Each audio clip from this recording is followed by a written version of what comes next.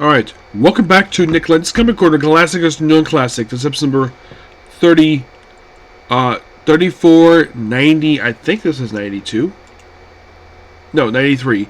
3493 and Doubleshot number 3387. So we have two Marvel trades. One is the final trade for Saladin's run for Daredevil, and the first epic collection for Micronauts. I will discuss this. It's quite interesting. So, final trade for Saladin's run for Daredevil. Collecting issues 20 and 25 of Daredevil.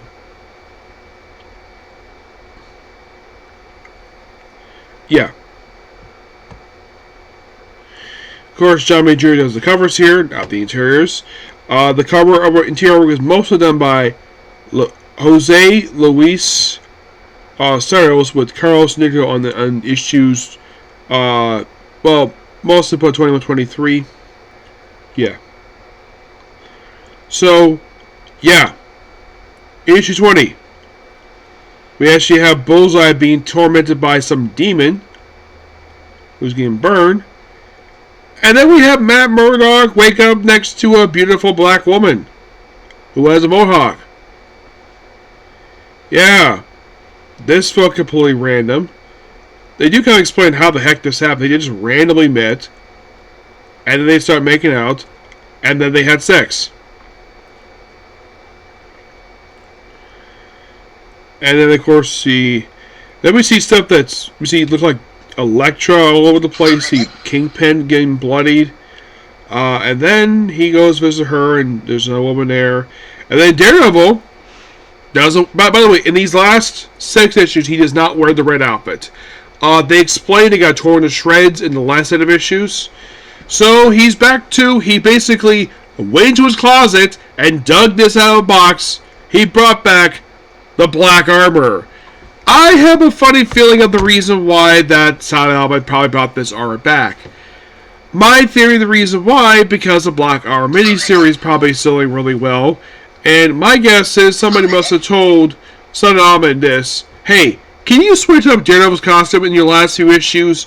Well, like have him say the costume got shredded and put in this outfit. I would not be surprised that was the case, because we're back to this outfit again. It's an outfit mostly associated with DG's Chester. He's the one. I think he's the one who actually introduced this costume. I think, remember correctly, I think the costume was introduced back in issue, I think it was like 320 back in the 1990s. Yeah, but he only wore it from that point forward into about issue, I think it was like 300, I think it was like 46. Yeah, he wore it about 2 years, then he stopped wearing it.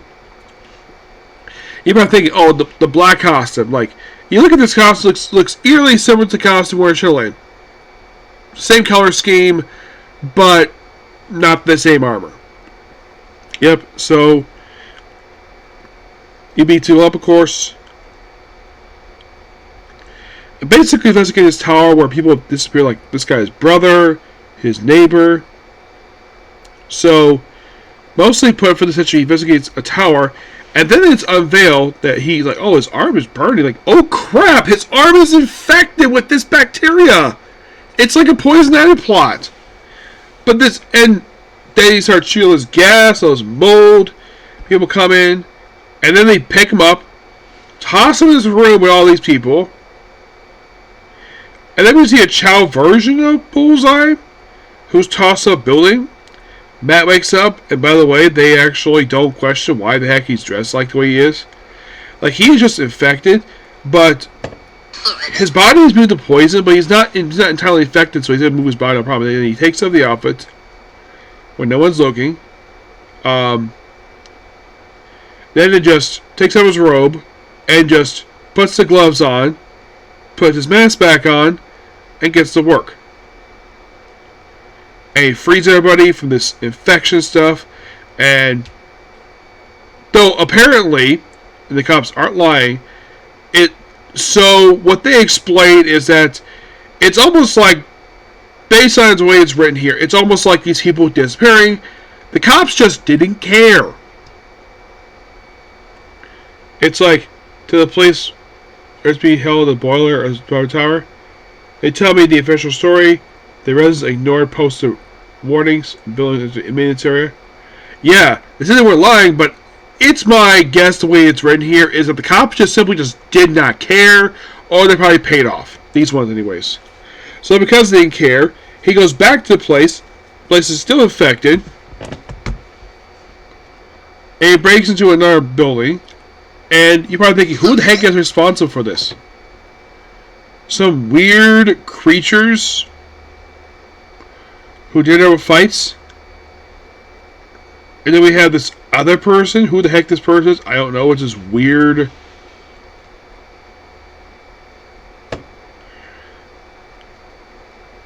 It's almost like this is supposed to be like a version of like something like the Flying Man or something. This just feels completely random. Of course, Daredevil fights him. So apparently this woman is Nyla. That's her name. I think this is Nightshade. Yeah. So she gets infected, but then he stops her with. They stop saying with looks like Plant Killer. Yes, Plant Killer. So basically, he kills everybody. He just fries everything. He's like, no more.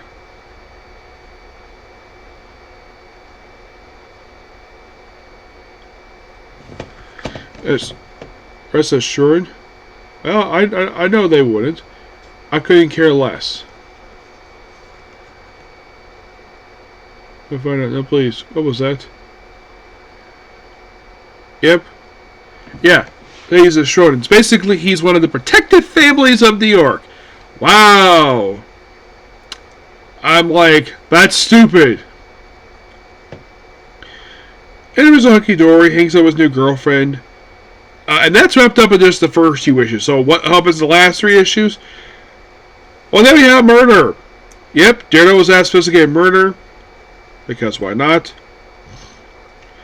He beats people up, of course. So hang on, Nyla. And then runs the frickin' Taskmaster. Like, ooh, that's cool. After the weirdest set of issues, like, okay, so let's fight Taskmaster. I don't think these two fought before, if I remember correctly. I'm trying to remember because I don't think Taskmaster has ever appeared in the issue of Daredevil before.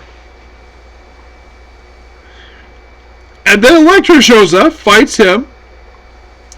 Now here's another character Taskmaster has never interacted with. Elektra. Oh yeah, and Elektra is still kind of referred to as Matt Murdock's wife, despite the fact he's also seeing a woman. He goes see his new girlfriend and tells her to go. Then he's told to go because leaving her, and then he just leaves.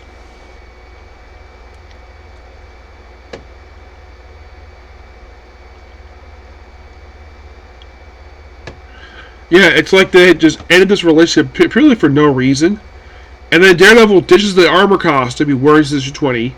This, by the way, this is issue 23. And then he puts it back in the red costume again. It's almost like, yeah, they put it on, and then sees the father from the opening issue. He's back here.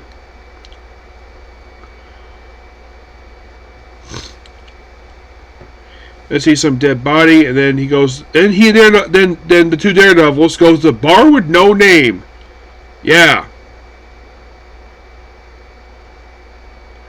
And basically, then of course, then Daredevil gets whacked in the back by Wrecker with his crowbar. Which a little funny thing here. For the longest time, Luke Cage kept the crowbar as a souvenir. Yeah, and then of course, Elektra fights Wrecker, which this is another pairing that never fought before. A Wrecker and Elektra.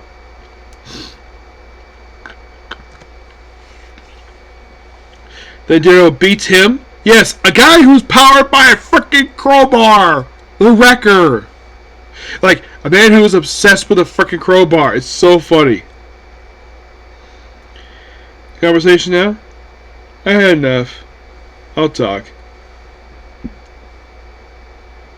I was a hired guy. So, they come across a dead body. Yeah.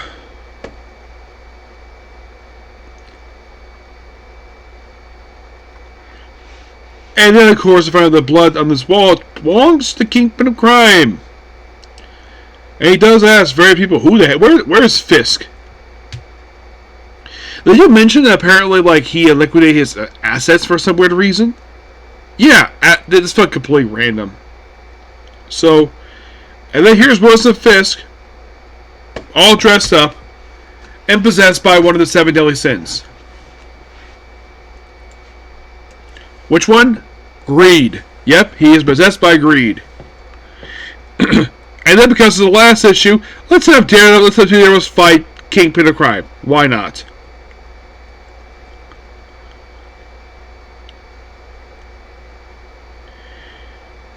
And then they then he gets away.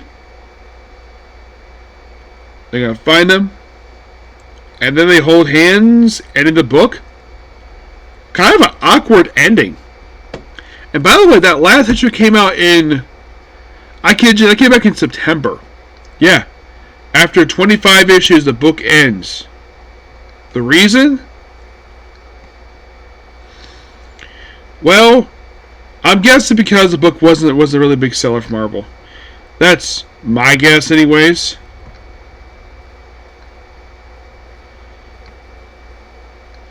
So I'm going to give that last trade there I'm going to give it roughly an 8 out of 10.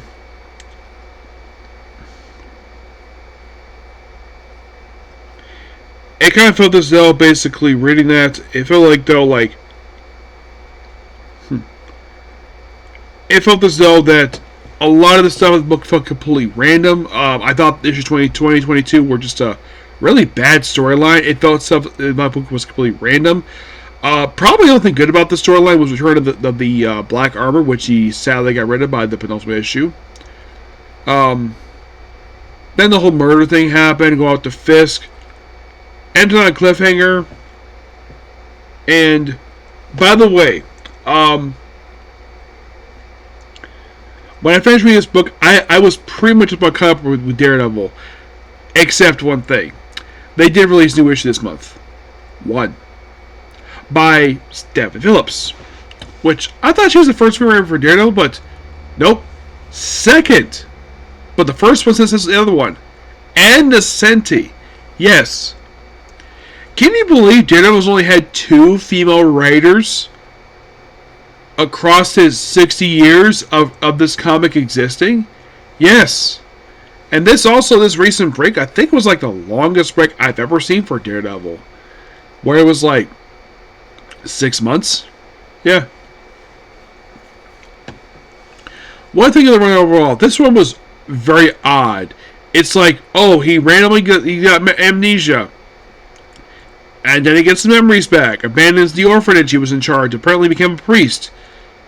When the heck this happened? It felt like a lot of this book felt completely random.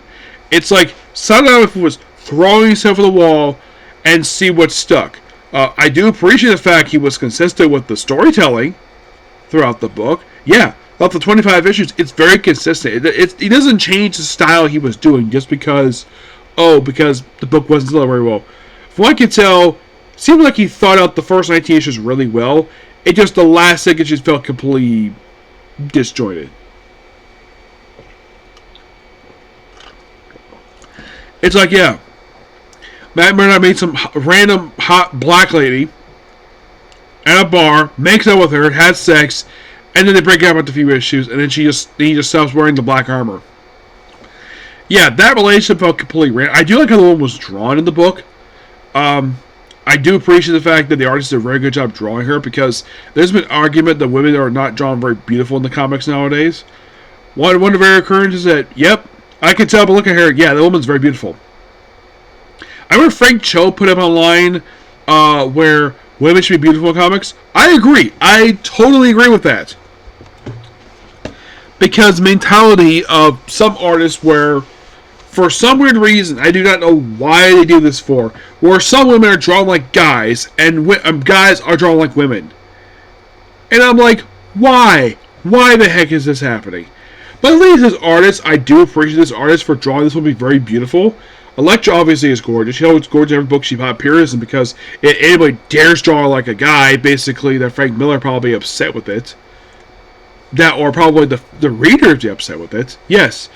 But I'd say that's why I can tell about it. Also, sadly, by the end of this run, they kill Bullseye again. Yep, they kill Bullseye. Yep. I'm like, well, but what's the reason to kill Bullseye this time? By the way, not the first time he's died. This is the second time I think he's died. Actually, third time. First time he was killed was the start of Shadowland. Then it was retcon. Nope, he survived. And then he died again in Elektra. And then he popped up again here recently. And now he's dead again. It's almost like Marvel's very inconsistent of bringing Bullseye in.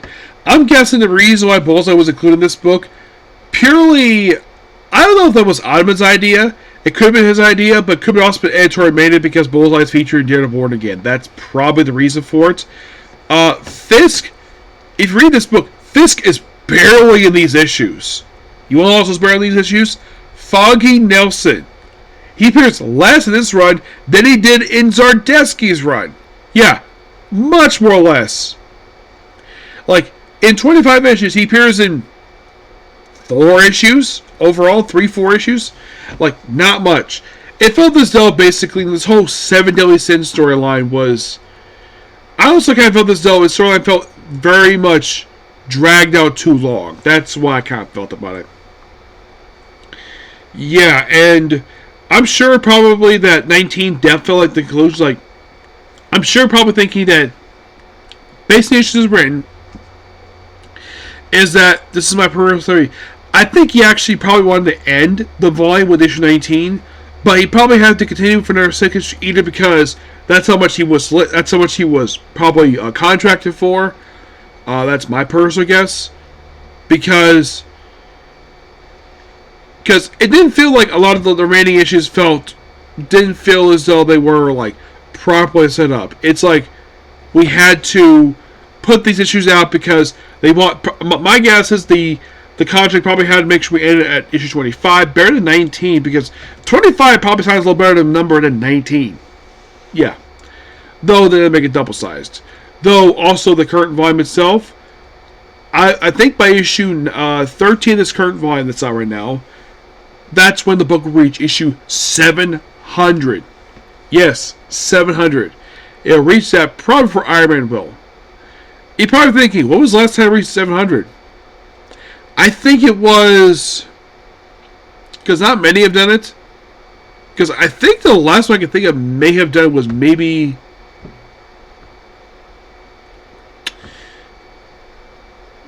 I'm trying to think, there's not been many titles that I can think of hit 700. I know Mystic Spider was the first one to hit it, I know Thor has hit it, Captain America, Avengers, I know Hulk has hit that number.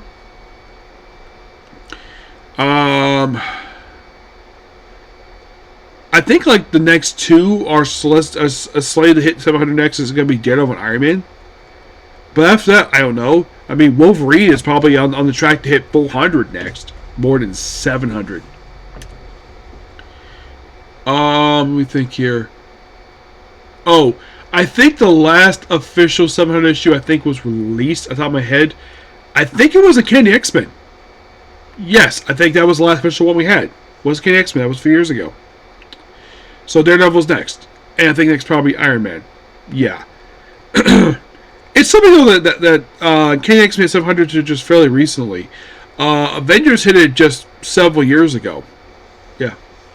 So, moving on from that, now moving on to the first Epic Collection for Micronauts. Yep. Yeah, this is Micronauts Volume 1 that came from Inner Space, which collects the first 20 issues of the series, along with the first ever annual. Bill Mansell is the writer here. With artwork for the first 12 issues by Michael Golden with the method guy, cool guy person. 13-18 is Howard Schenken. Pat Broderick does issues 19 and 20. Steve Ditko does the annual. Bob McLean does some inking for issue 8. Steve Ditko does also the inking for the annual. Yeah, so these issues take a time period of January 1979, and they finished up in August of 1980. So basically, throughout these issues, we're introduced to our various members of the Micronauts.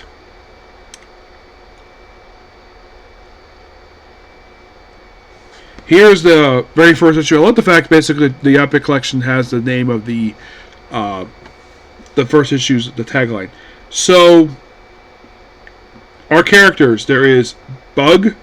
Yes, Bug. That's his name. Bug.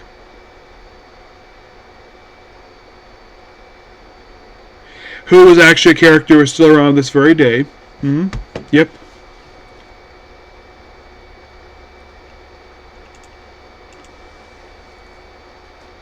Yeah, we're also introduced to Baron Cords in the opening issue. We actually, last appeared in issue of Avengers. Yep.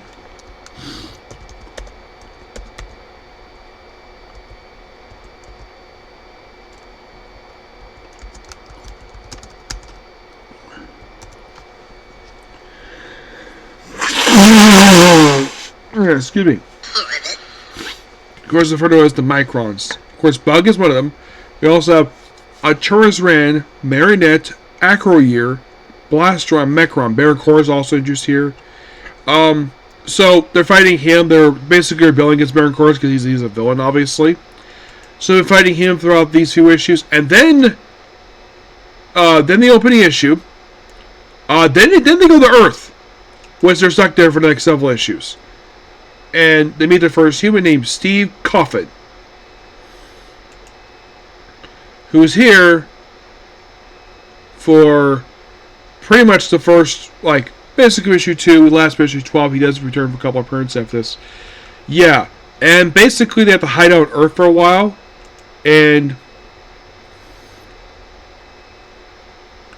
we do debut in the opening issue the Enigma Force, which by issue 8 basically becomes Captain Universe. Yep, we introduce that here. I like how basically throughout the first year of the book, they're just stuck on Earth, just being tiny and taking care of various people. Now, we also use more characters throughout this issue. We also introduced to Ray Coffin, who also became Captain Universe, issue 8. Duchess Belladonna, who she is a fairly recurring character, not really a lot for her. There's also Prince Argon. Yeah. And we also introduced to Philip Prometheus. Well, he is also known as Toy Master. Yeah, he's just a NASA scientist. Yeah, because and we also introduced to Lady Slug.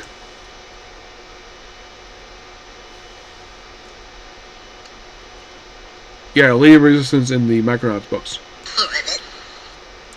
So, pretty much they're battling them while they're on Earth.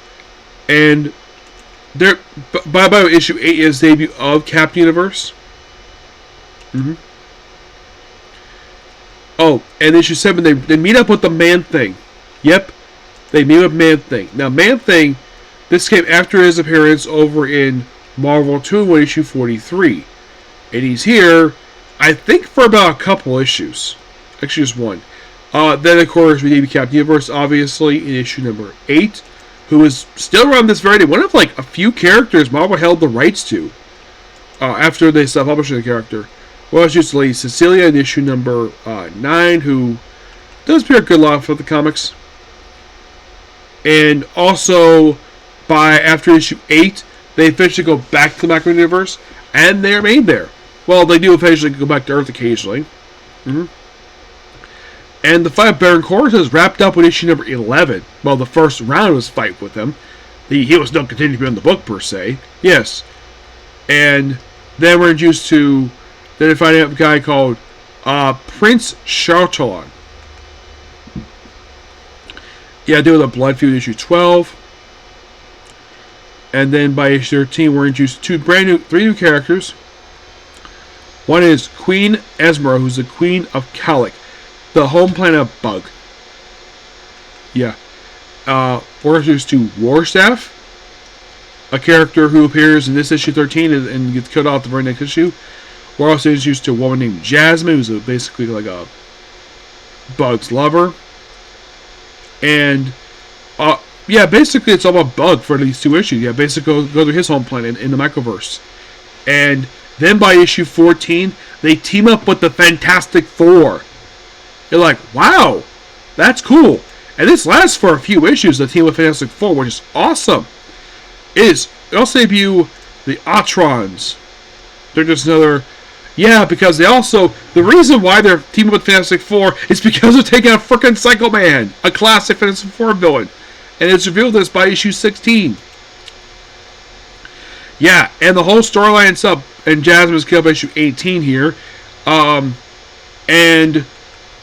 well, 17 actually. So they wrap up the storyline with Fantastic Four by around issue 18, which is an amazing set of issues right there. And then for the last couple issues, for issues 19 and 20, they team up with the Scott Lang Ant-Man for a couple issues. You're like, oh, that's so cool. It definitely is. Amazing set of issues. So what about the annual? Yes. By the way, there are only 2 annuals. We're discussing the first one right here. Excuse me. The first annual itself came very early on in the series. The first annual came out right after it came out between issues 12 and 13. The opening story introduced a character known as Galactic Defender, who's only appears in this one issue. So it's based upon a figure in the Micronauts line, because this is just a toy line. So the stories in the annual are Time Stream, Coop, and Arena of Death. So we have the first consequence of Acro Year, basically exploring him. Then we have Arena of Death, which they kind of like deal with Baron Cores and stuff. Basically, the annual itself pretty much basically serves as a prologue taking place before the very first issue of the series. Yep. But all in all, basically, this was fantastic.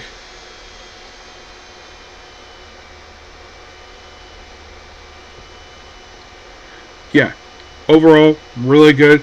I give Micronauts Epic Collection Volume 1, It Came from Inner Space, a 10 out of 10. This book is awesome. Yep, that's 20 issues. If you're curious, how long was our first volume of Micronauts? 59. I will try to continue this best I can. Okay? So yeah, that's pretty much it for the video. Please be sure to like, comment, subscribe, turn notifications. Next up, I'm going to say, I know Beginning of Thing came out 2 days ago. I'm going to save it for last my 3 anime stuff. So next I'm going to go through is going to be the newest episode of Dr. Stone. Okay? Thanks you. Bye.